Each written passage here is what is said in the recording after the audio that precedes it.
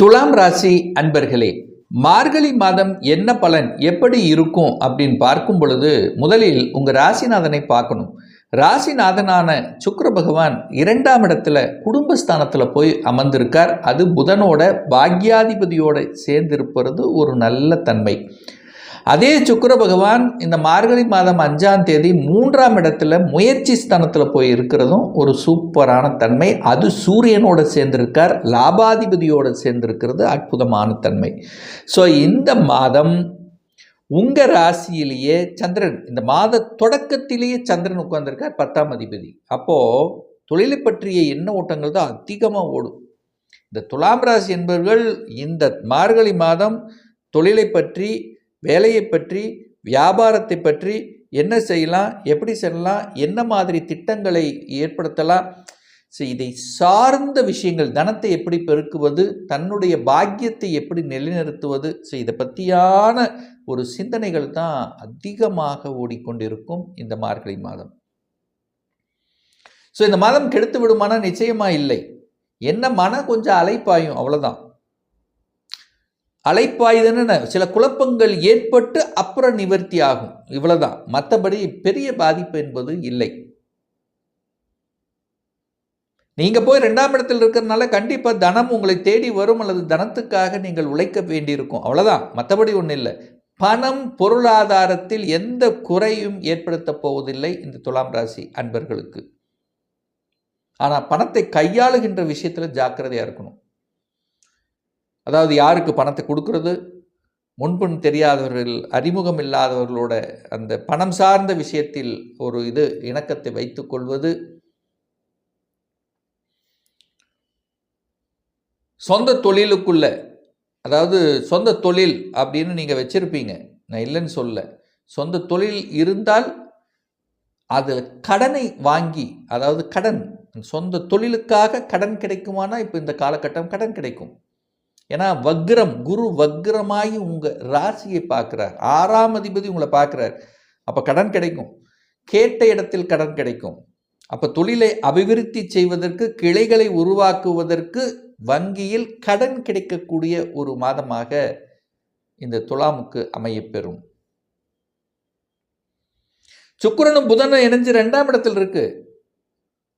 சுக்கிரன் அழகிய, அழகாக பேசக்கூடிய, புதன் அறிவுபூர்வமாக. அப்போ இந்த மாதம் எந்த இடத்துலானாலும் சரி, எதானாலும் சரி, அழகா அற்புதமா எந்த இடத்துல எதை பேசணும், எதை செய்யணும், எப்படி பேசினால் நம்ம சாதிக்க முடியும், இந்த மாதிரியான மதிநுட்பத்துடன் செயல்படக்கூடிய ஒரு நல்ல மாதம் இந்த மார்கழி மாதம் துலாம் ராசி என்பவர்களுக்கு.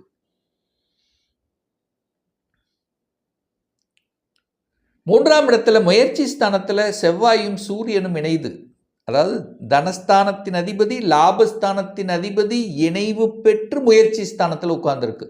அப்போ முயற்சி பலிக்குமா பலிக்காதா? கண்டிப்பாக பலிக்கும்.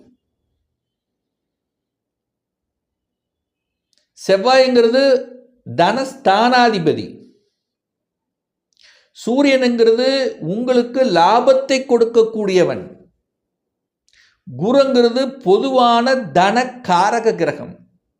அப்போ 3 சேரும்போது தனக்காரக கிரகம், தனஸ்தானாதிபதி, லாபாதிபதி சேர்ந்து 3ஆம் இடத்துல முயற்சியில் உட்கார்ந்துருக்கு. அப்போ முயற்சி வெற்றி பெறும்னு தான் அர்த்தம். முயற்சி லாபம் கொடுக்குன்னு அர்த்தம். முயற்சி பாக்கியத்தை கொடுக்குன்னு அர்த்தம். முயற்சி டிராவல், நிறைய டிராவலை உருவாக்குன்னு அர்த்தம்.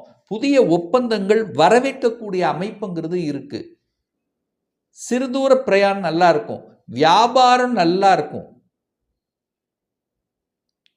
ரிஜிஸ்ட்ரேஷன் பண்ண போறீங்கன்னு அர்த்தம். 3ஆம் இடம் சொத்து ரிஜிஸ்ட்ரேஷன் பண்றது, வீட்டை ரிஜிஸ்ட்ரேஷன், அதாவது அந்த ரிஜிஸ்ட்ரேஷன் பண்ணக்கூடிய ஒப்பந்தங்கள் பண்ணக்கூடிய வாய்ப்புகளை உருவாக்கும்.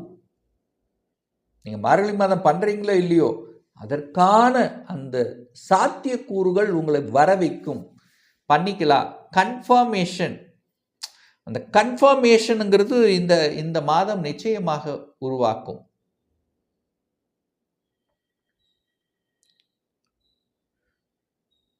குழந்தைகளை பற்றிய சிந்தனைகள் அதிகமாக ஓடும். குழந்தைக்கு நம்ம ஏதாவது நல்லது பண்ணணும், குழந்தைகள் தூரமாக இருக்காங்க, அல்லது குழந்தைகளை பற்றி பார்ப்பது, குழந்தைகளுக்கு சில நல்ல விஷயங்களை செய்து கொடுப்பது, குழந்தைகள் நன்றாக படிப்பது, குழந்தைகள் நலன் நல்லா இருக்குன்னு அர்த்தம், நல்லா படிக்க போகிறாங்க, ஒரு பாராட்டுதல் பெறக்கூடிய அமைப்பு. குரு பார்க்குறார், நேர 5ஆம் இடத்தை பார்க்குறார். குழந்தை பாக்கியம் இல்லாத துலாம் ராசி என்பவர்களுக்கு இப்போ இந்த மார்கழி மாதம் ஒரு சாதகமான ஒரு பீரியட் அப்படின்னு சொல்லுவேன். சார் எப்படி சார் சொல்றீங்க? குருங்கிறது குழந்தை காரக கிரகம், 5ஆம் இடம் என்பது குழந்தை ஸ்தானம். ஸோ அது 2 பேரும் கனெக்ட் ஆயிட்டாங்க. ஸோ எந்த குறைபாடு இல்லை. அதுவும் இந்த டைம் பார்த்தீங்கன்னா குரு பகவான் தன்னுடைய சொந்த நட்சத்திரமான புனர்பூச நட்சத்திரத்தில் பிரயாணம் பண்ணுறார். அது வக்ரமாகி பிரயாணம் பண்ணுறார். அங்கே ராகு இருக்கு, கண்டிப்பாக கொடுத்து விடும். நிறைய செலவு பண்ணோம் சார், நிறைய ட்ரீட்மெண்ட் எடுத்தோம் சார், செயற்கை முறையில் நிறைய செலவு பண்ணிட்டோம். இந்த மார்கழி மாதம் ஒரு நல்ல செய்தியை கொடுக்கக்கூடிய, குழந்தை சார்ந்த விஷயத்தில் நல்ல செய்தியை கொடுக்கக்கூடிய ஒரு மாதம் இந்த மார்கழி மாதம்.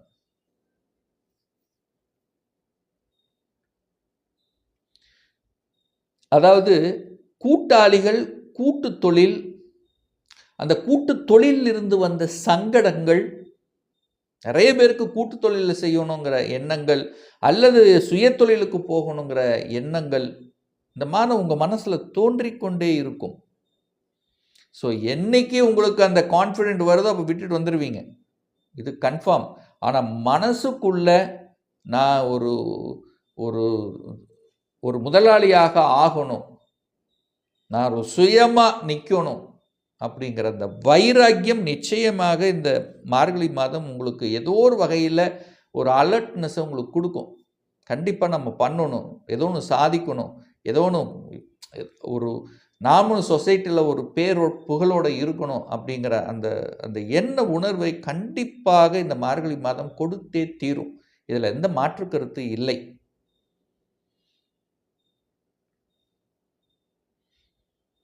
பதினோராம் இடத்தில் கேது உட்கார்ந்துருக்கு, சிம்ம மனையில் கேது இருக்கு. அந்த கேது ஒரு தடையை செய்வாரான ஞானத்தை கொடுக்கும், லாபத்தை அடைவதற்குண்டான ஞானத்தை கொடுக்கும்.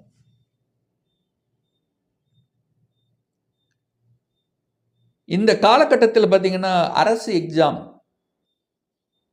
எந்த அரசு எக்ஸாம் வேணால் எழுதலாம். குரூப் 1, குரூப் 2 எழுதலாம், state government exam, central government exam, bank ரிலேட்டடான எக்ஸாம், ரயில்வே சம்பந்தப்பட்ட எக்ஸாம்.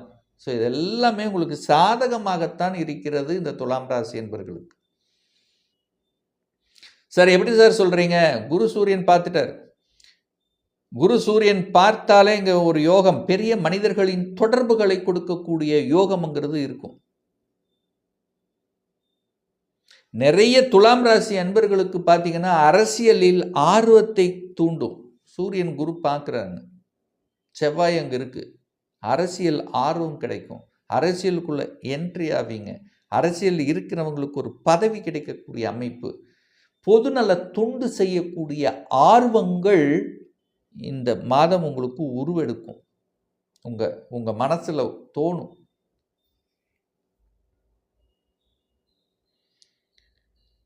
நல்ல தெய்வ வழிபாடு இந்த மாதம், மார்கழி மாதம், குலதெய்வத்தை போய் பாருங்க, கண்டிப்பாக குலதெய்வத்தினுடைய அருளாசி நிச்சயமாக கிட்டும்.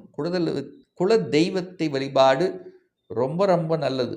1, வெள்ளிக்கிழமை தோறும் அம்மன் தெய்வத்தை உங்களுக்கு பிடிச்ச உங்கள் மனசுக்கு, உங்கள் மனதில் ஆழமாக பதிந்திருக்கக்கூடிய அந்த அம்மன் சென்று வழிபடுவது ரொம்ப ரொம்ப நல்லது இந்த துலாம் ராசி அன்பர்களுக்கு. இப்போ சொன்னது கோச்சார ரீதியான மார்கழி மாதத்துக்குரிய ஒரு பொதுவான பலாபலன்கள். ஒவ்வொருத்தரும் டிஃபரெண்ட்டும், ஒவ்வொருத்தருடைய ஜாதக அமைப்புகளும் அவருடைய தசாநாதன் புத்திநாதனும் நிச்சயமாக மாறுபடும், அதற்கு தகுந்த மாதிரி பலன்களும் மாறுபடும். இந்த கோச்சார பலனை தொடர்ந்து ஒரு 3 மாதம் 4 மாதங்களுக்கு கண்டிப்பாக பாருங்க. சரியாக பொருந்தி வரவில்லை அப்படின்னா நிச்சயமாக உங்களுடைய தசாநாதன் புத்திநாதன் 6, 8, 12ஆம் அதிபதிகளோட கண்டிப்பாக இணைந்திருக்கும்.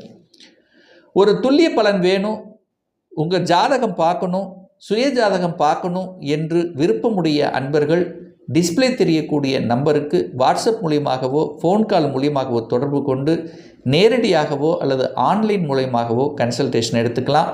நம்மளுடைய அலுவலகம் கோயம்புத்தூரில் அமைந்துள்ளது. அதாவது கோயம்புத்தூர்லேருந்து மேட்டுப்பாளையம் செல்லும் வழியில் வெள்ளக்கிணர் பிரிவு அன்னபூர்ணா ஹோட்டலுக்கு அருகில் அமைந்துள்ளது.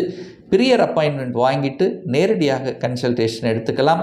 இந்த பதிவு ஏதாவது ஒரு ரூபத்தில் நிச்சயமாக உங்களுக்கு யூஸ்ஃபுல்லாக இருக்குங்கிறதுல எந்தவித மாற்று கருத்தும் இல்லை. நம்முடைய சேனலை நீங்கள் ஃபஸ்ட்டு டைம் பார்ப்பவர்கள் என்றால் மறக்காமல் சப்ஸ்கிரைப் பண்ணிக்கிங்க. பக்கத்தில் இருக்கக்கூடிய பெல் பட்டன் மற்றும் ஆல் நோட்டிஃபிகேஷனை கிளிக் பண்ணும்போது நான் போடக்கூடிய அடுத்தடுத்த பதிவுகள் உங்களுடைய நோட்டிஃபிகேஷனில் வந்து சேரும்.